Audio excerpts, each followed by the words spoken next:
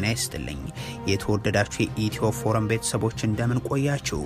ለአሁን ያሰባሰብናቸውን መረጃዎች ከዚህ እንደሚከተለው ወደ እናንተ ማድረስ ጀመርን። ዋና ዋናዎቹን በቅድሚያ እኛ በሳንጃንጅ ቦንድ አልተደፈርንም ሲሉ ባጫ ደበሌ ተናገሩ። ሻቢያን ሰይጣን ሲሉ የገለጹት እኒህ ሰው አሰብን አደናለሁ ብሎ ኤርትራን ያጣታል ሲሉም ተደምጧል። አብይንም ሰይጣንም ሙሴም ብለው ያቀረቡት ባጫ ወታደሮች የትግራይ ሴቶችን ደፈሩ በማለትም አቅርበዋል። ሰሙታላችሁ። ፊልድ ማርሻል ብርሃኑ ጁላ ለጀነራል ምግባይ ኃይለ ምላሽ ሰጥቷል። ምግባይ እጃችን ገብቶ ነበር በእጁም ደም ያለበት ሰው ነው በማለት ህወሓት መነቀል አለበት ሲሉ የተደመጡት ፊልድ ማርሻሉ የትግራይ ኃይሎች ለፋኖ ኃይሎች መሳሪያ እያስታጠቁ ወሎ ላይ በፋኖ የተፈጸመብን ጥቃትንም የመሩብን ናቸው በማለትም ከሷል። በዝርዝር እንመለከተዋለን። በኦሮሚያ ክልል በቀጠለው ውጊያ አመራሮች ተገደሉ። የኦሮሞ ነጻነት ጦር በተለያዩ የክልሉ አካባቢዎች ጥቃቶችን ማጠናከሩን አሳውቋል። ተሰሙታላችሁ። ይህ በእንዲህ እንዳለ ኦነግ ከኦሮሞ ህዝብ ጋር እንዳልነጋገር እየተደረግኩ ነው ሲል አሳውቋል። 100 የግንባሩ ጽህፈት ቤቶች አለመከፈታቸውንና የአባላት እስርና እንግልት አሁንም እንደቀጠለ ስለመሆኑም ጠቁሟል። ሌላኛው መረጃችን ነው። የቀድሞ ሚኒስትር ዴኤታ ቤቱታ አስገቡ። የተከሰሱበትን ወንጀል የሚመለከተው ችሎትን በተመሳሳይ ሰበብ በድጋሚ እንዲራዘም ተደርጓል። የተወደዳችሁ የኢትዮ ፎረም ቤተሰቦች አብራችሁን ስትቆዩ እነዚህን እና ሌሎችን መረጃዎችን ትሰማላችሁ። ሰናይ ቆይታ ይሁንላችሁ።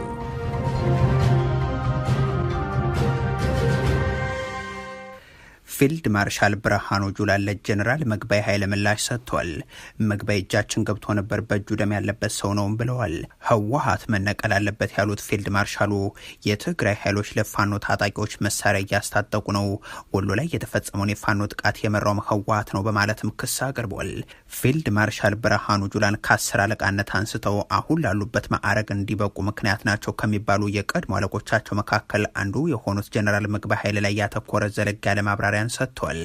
ጀነራል ምግባይ የማይታረቀውን የኦህዴድ ብልጽግናን ፍላጎት ለመግለጽ በማለም እጃችንን እንስጣችሁ ብንላቸው እንኳን አይምሩንም ብለው ለተናገሩት ንግግር ምላሽ የሰጡት ፊልድ ማርሻሉ ዛቻና ስድብ አስከትለውበታል።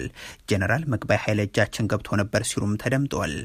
በቀደም ምግባይ ኃይለ እጅ ብንሰጥ እኮ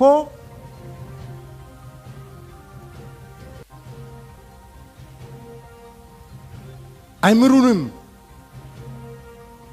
ብሎ ሲናገር በሚዲያ ጓዶች ልኮልኝ ነበር። እኛ እንደ ምግባይ አይደለንም፣ አንክድም፣ ቃል አንሰብርም። ምግባይ ኃይለ እኮ ከፕሪቶሪያ በኋላ አዲስ አበባ መጥቶ ከኛ ጋር ተገናኝቶ በልቶ ጠጥቶ ውጭ ሀገር ልከነው ታክሞ መጥቷል።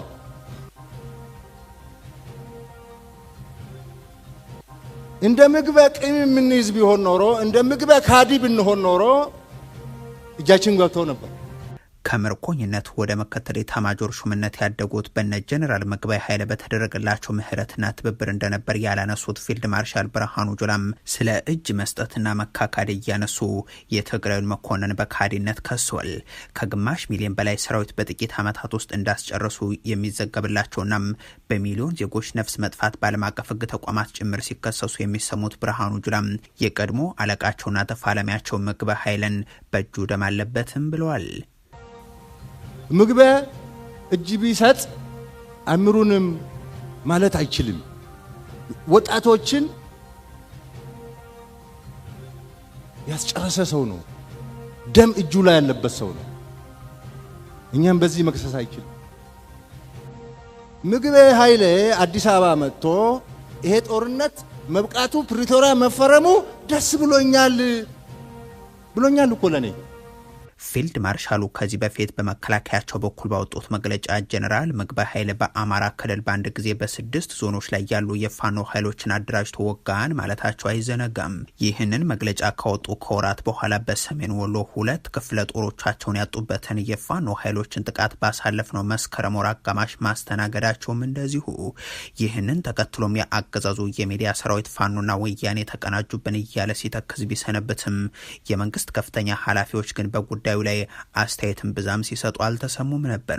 ጉዳዩን ከአንድ ወር ተኩል በኋላ ያነሱትና የፋኖን ስም በስሙ ጠርተው ሲናገሩ የተሰሙት ፊልድ ማርሻል ብርሃኑ ጁላም ወሎ ላይ ፋኖ ያጠቃን በትግራይ ኃይሎች እየተመራና በጋራም በታቀደ ስራ ነው ብለዋል። በቀደም በወሎ ሰሜን ወሎ ግንባር ፋኖ ጋር ተቀናይታችሁ ገብታችሁ እቅድ አውጥታችሁ አመራር እየሰጣችሁ ተዋግታችኋል፣ ግን ዝም ብለናችኋል። በዚህ የፊልድ ማርሻሉ ክስም ይሁን ከዚህ በፊት በተለያዩ የብልጽግናው ሹማምንት በኩል በቀረበው ውንጀላ ዙሪያ የፋኖ ኃይሎች በተደጋጋሚ ምላሽ መስጠታቸው ግን ይታወቃል። ፊልድ ማርሻሉ ሁለት ክፍለ ጦሮቻቸው የተደመሰሱበት በህወሓትና በፋኖ ቅንጅት መሆኑን ሲያነሱ በመሐሪነታቸው ዝም ማለታቸውን እንጂም ለምን ሰራዊታቸው ሲጠቃ ዝም እንዳሉ ግን አልጠቀሱም። በዚህም ሳይበቃቸው ህወሓት የአማራ ክልል ታጣቂዎችን መሳሪያ እያስታጠቀ እንደሆነ ከሰዋል። ፋኖ ጥይትና እቅድ ሰጥታ ኢትዮጵያን እንዲበጠብጥ አማራ ክልል እንዲበጠብጥ መላክ እኮ ነው፣ ጸረ ፕሪቶሪያ ነው። ፊልድ ማርሻል ብርሃኑ ጁላ የፖለቲካ ትንታኔ ሲሰጡበት በተደመጡትናም በትግራይ የሚካሄድን የትጥቅና የፖለቲካ ትግል ተጠናክሮ እንዲቀጥል ሲያበረታቱ በታዩበት ንግግራቸው ህወሓት መነቀል አለበት፣ ትግራይ ከዚህ በላይ መሸከም የለባትም በማለት የጦርነት አዋጅ የሚመስለው ንግግራቸውንም አቅርበዋል። ይሄ ኃይል እስካልተነቀለ ድረስ ኢትዮጵያ ሰላም አታገኝ። ትግራይ ከዚህ በላይ መሸከም አትችልም። እኛ በሳንጃን ጅበው እንዳልተደፈርንም ሲሉ ባጫ ደበሌ ተናገሩ። ሻቢያን ሰይጣን ሲሉ የገለጹት እኒህ ሰው አሰብን አድናለሁ ብሎ ኤርትራን ያጣታል ሲሉም ተደምጧል። አብይን ሰይጣን ሙሴን ብለው ያቀረቡት ባጫም ወታደሮች የትግራይ ሴቶችን ደፈሩ በማለትም አቅርበዋል። ባለፉት 3 ዓመታት ጥቅምት 24ን ዝቅ ባለ ደረጃ ሲያስቡ የሰነበቱት የብልጽግናው ጀነራሎች አሁን አንድም ጠላት ያሏቸው ኃይሎች እየተሰባሰቡ መሆናቸውን ሁለትም የፕሮፓጋንዳ አጀንዳ ይሆን ዘንድ በማለም ጅምላ ወጥተው እየተናገሩለት ናቸው። የትግራዩ ጦርነት አንዱ አዛዥ የነበሩት ባጫ ደበሌ ስለዚህ ጦርነት ባቀረቡት ማብራሪያም ሳይዘጋጁ የተከፈተባቸው ጦርነት እንደሆነ አቅርበው ከዛም ሻቢያ ተጋብዥ የገባሁ ማለቱን ክደው ጀምሯል። በእርግጥ እንዳለቆቻቸው አብይ አህመድና ብርሃኑ ጁላ ሁሉ በዝረራ አሸነፍን ሲሉ አልገለጹም። አሸናፊ የሌለው ጦርነት በማለት እንጂም። በነገራችን ላይ በጦርነት አሸናፊነት ተሸናፊ የለውም። ለማንኛውም ሰራዊቱን የሚመሩ ያሉት ሰዎች ሽፍታ ሌባ ስለሆኑ እነሱ እንዳይያዙ እና ህዝቡ ጋር ደግሞ ሌብነታቸው እንዳይታወቅ አሸንፈናል። እኛ አሸናፊዎች አይደለም፣ ማንም አሸናፊ አይደለም። በትግራይ ክልል የደረሰውን ጥፋት በተመለከተም ምርኮኛው አምባሳደር እንዳለቆቻቸው ሁሉ አልደፈርንም አልገደልንም አላሉም። አዎ ደፍረናል፣ ግን እኛም በሳንጃ ተደፍረናል እያሉ ሲያቀርቡም ተደምጧል። የትግራይ ህዝብ ግድያ፣ ሬፕ፣ ዝርፊያ ብዙ ነገር ተካሂዶበታል። ማን አካሄደው? ይሄው የሽግግር ፍትህ የሚያረጋግጠው ይሆናል። ሴቶቻችን ተደፈሩ ነው የሚባለው? አልተደፈሩም አሉንም። እኔ ማረጋገጫ ሰጥቻለሁ። 16 የሚሆኑ የኔ ወታደሮች ደፍሮም ቀጥቻቸዋለሁ። የኛ ወታደሮች ሴቶች እኮ የተደፈሩት በብረት ነው፣ በሳንጃ ነው። ምንድነው የምትለው? ደግሞ ጄኖሳይድ ለኛ እንዴ? መንግስታዊው ተቋም የጄኖሳይድ አጣሪ ኮሚሽን በትግራይ ክልል ከተደፈሩ ከ150 ሺህ በላይ ሴቶች ውስጥ ከ52 ሺህ በላይ የሚሆኑት በኢትዮጵያ መከላከያ ሰራዊት አባላት ጥቃቱ የተፈጸመባቸው ስለመሆኑ በቅርቡ ይፋ ባደረገው የጥናት ውጤቱ ማሳወቁ ይታወሳል። ከ80 ሺህ የሚልቁትና 55 በመቶ አካባቢ የሚሆኑን ጥቃት ያደረሱትና አብላጫውን የሚይዙት ደግሞ የሻቢያ ወታደሮች ስለመሆናቸውም እንደዚሁ። ባጫ ደበሌ ደግሞ የራሳቸውን ቁጥር አስቀምጠው ከፍተኛውን የጥቃት ቁጥር የፈጸመው የሻቢያ ሰራዊት ጋር እንዴት ጽምዶ ፈጠረ በማለት ህወሓትን ከሰዋል። የቀድሞ ጀነራል ያሁኑ አምባሳደር ባጫ ደበሌም የትግራይ ክልል የጦር ወንጀል ድርጊቶችን በጉብዝና ወራት የማረካቸው በስተርጅና ደግሞ በርስ በርስ ጦርነት ያገለገሉት ሻቢያና ወያኔ ያሉትን ኃይል ተጠያቂ እንዲሆንላቸው አጥብቀውም ጠይቀዋል። አብይን ሙሴም ሰይጣንም እንዳሉት ሁሉ ሻቢያን ደግሞ ሰይጣን በማለትም አቅርበዋል። አብይ ትግራይ ላይ ነው ሰይጣን የሆነባቸው የሚለው ደግሞ የመጀመሪያው ንግግራቸው ነው። አብይ አህመድ የሚባል በመሃል መጣ፣ ሰይጣን ሆነባቸው። አብሮ ያደገ ምን እንደሚያስቡ የሚያውቅ ማወዳደሪያ አይደለም። ፈርዖን ሙሴን እንዳሳደገው ማለት ነው። ባጫ ደበሌ በሰሞነኛው ጽሁፎቻቸው እንዳመላከቱት ሁሉ ሻዕቢያ ላይ የሰላ ወረፋን አቅርበዋል። የኤርትራ በር ቢከፈት ሁሉም ዜጋ ትቶት የሚወጣ የሻገተ ስርዓትና መሪ ብለው ካራከሱ በኋላ አሁን ሸኔን ፋኖንና ወያኔን የሚያስታጥቅ ሉዓላዊነታችን የደፈረ ነው ሲሉ ከአንድ ዓመትና በፊት ሊያወጡት የማይችልን ገለጻና ቃል አቅርበዋል። ከዛም አሰብን አዎ ኤርትራውያን በቅልጥማችሁና በጉልበታችሁ ወስዳችሁታል፣ እኛም ከባሰ በጉልበታችን ታስረክቡናላችሁ ሲሉ የጦርነት ዛቻም ሰንዝረውበታል። ሴጣን አለ። ይሄው ሰራዊታቸውም ውስጥ እንደሱ ነው። በራቸውም ቢከፍቱ አንድ ሰው ኤርትራ አይኖርም። ብልም አንድ ሰው ኤርትራ ውስጥ አይኖርም። አሰብ የኢትዮጵያ ናት ማለት የኤርትራ ሉዓላዊነት መጣስ ነው ያሉት እንዴ?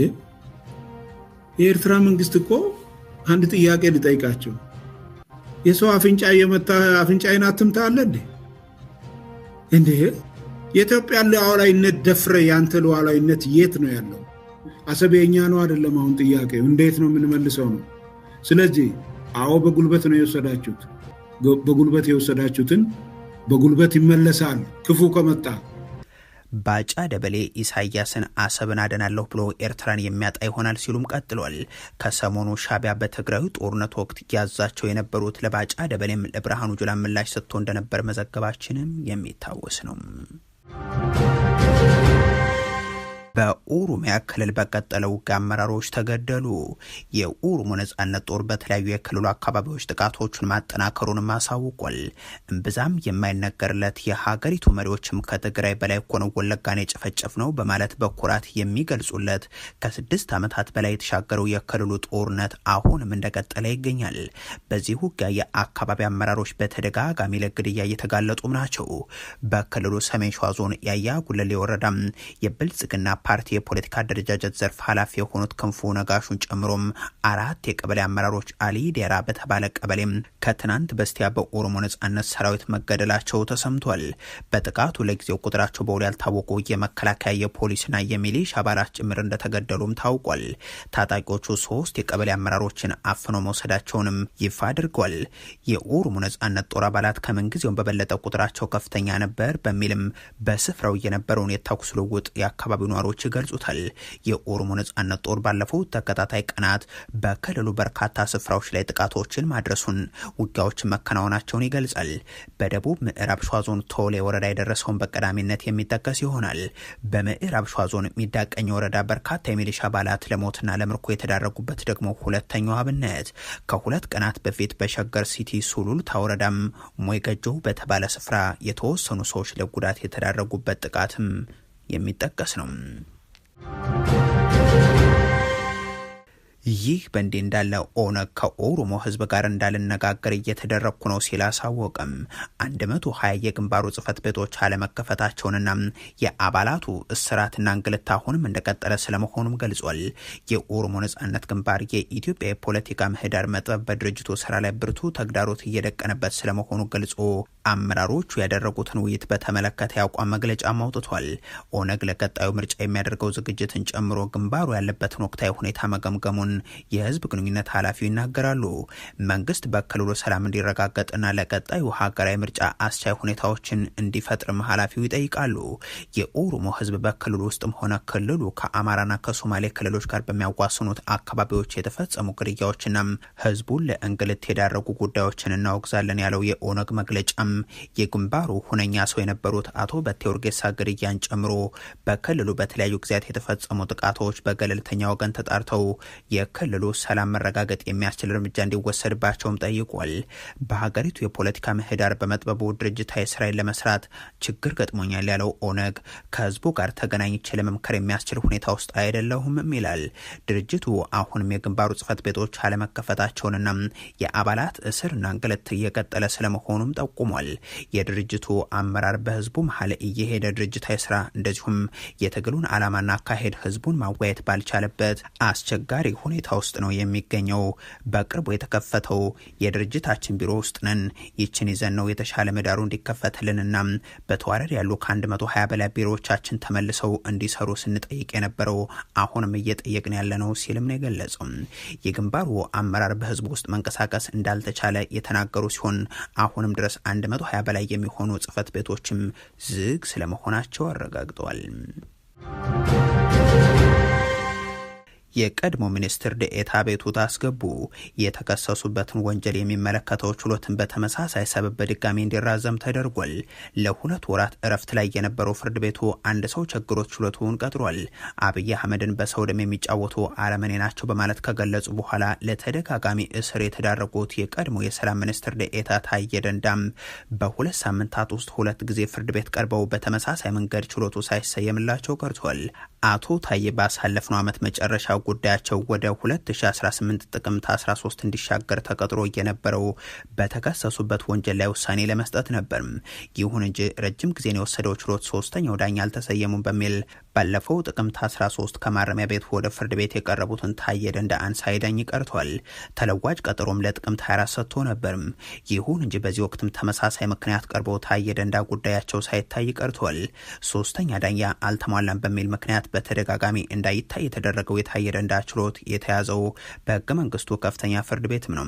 2 ቀጠሮች ሶስተኛ ዳኛ አልተሟላም በሚል ምክንያት እያጓተተ የሚገኘው የብልጽግናው ችሎት ሶስተኛው ዳኛ ለምን እንደማይቀርቡ ባይገልጽም አሁንም ለሶስተኛ ጊዜ ቀጥሮታል። በሚቀጥለው ህዳር 3ም አቶ ታዬ ከቂሊንጦ ማረሚያ ቤት እንዲቀርቡና ውሳኔያቸውን እንዲከታተሉም ተቀጥረዋል። ይሁን እንጂ ሂደቱ ኢፍትሐዊ ነው ያሉት ተከሳሹ አስቸኳይ ፍትህ ሊሰጠኝ ይገባል ሲሉ አቤቱታቸውን ለፍርድ ቤቱ አቅርበዋል። ሶስተኛው ዳኛ ማን እንደሆኑና ለምን እንደሚቀሩ የተገለጸ ነገር ስለመኖሩም አልታወቀም። የተወደዳችሁ የኢትዮ ፎረም ቤተሰቦች ለአሁን ያሰባሰብናቸው መረጃዎች ይህንን ይመስሉ ነበር። አበቃን። ቸር ያሰማን።